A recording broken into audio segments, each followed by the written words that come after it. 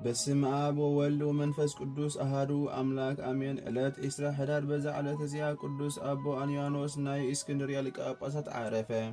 ንሱ ካብ ቅዱስ ማርቆስ ሐዋርያን ወንጀላዊን ከላይ እዩ። እዚ ቅዱስ እዚ ካብ ሰብ ሃገር እስክንድርያ እዩ። ወለዱ አረማውያን እዮም። ስርሑ ከዓ ሰፋይ አሳይ ነበረ። ቅዱስ ማርቆስ ወንጀላዊ ናብ ሃገር እስክንድርያ ምስ አተወ እግሩ ተዓንቀፈ። መእሰሪ አሳኑ ከዓ ተበትከ። ክሰፍየሉ ኢሉ ድማ ነዚ ቅዱስ አናንዮስ ሃቦ። ክሰፊ ከሎ እቲ መስፈይ ካብ አሳኑ ሓሊፉ አጻብዑ ወግኦ። ብቋንቋ ዮናኒ ገይሩ ድማ አስታኦስ በለ እግዚአብሔር ማለት እዩ። ቅዱስ ማርቆስ ወንጀላዊ ከዓ ስም እግዚአብሔር ክዝክር ምስ ሰምዖ ንጎይታና አመስገኖ። ካብ ምድሪ መሬት አልዒሉ ምራቁ ሓዊሱ አተርኪሱ ቅብእ አበሎ እሞ ንግዚኡ ሓወየ። አንያኖስ ከዓ በዚ ዘደንቕ ግብሪ ተደነቐ። ንቅዱስ ማርቆስ ወንጀላዊ ከዓ ናብ ገዛኡ ወሰዶ። በዛ ብዛዕባ ስሙ ሃይማኖቱ ከምኡውን ካበይ ከም ዝመፀ ሓተቶ።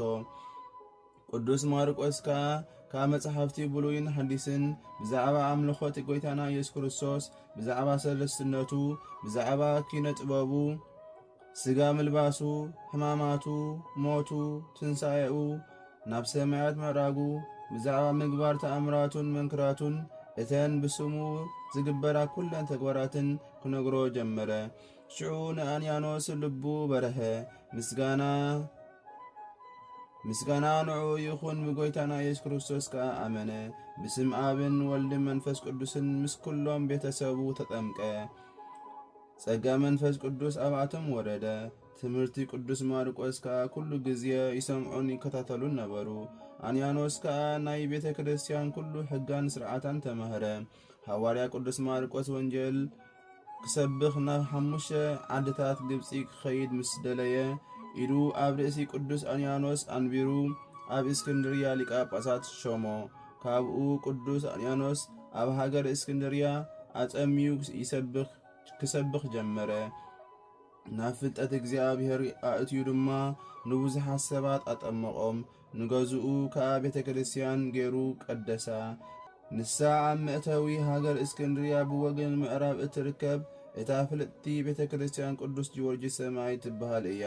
እዚ ቅዱስ አቦ አንያኖስ ኣብ መንበረ ማርቆስ 12 ዓመት ምስ ተቐመጠ ብሰላም አዕረፈ።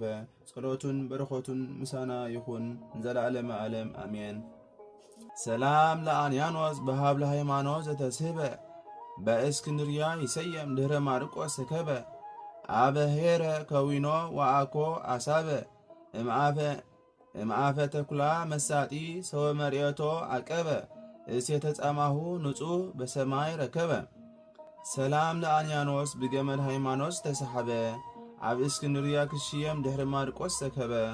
ሕያዋይ አቦ ኾይኑ ዘይኮነ ክረክብ ዓሰበ።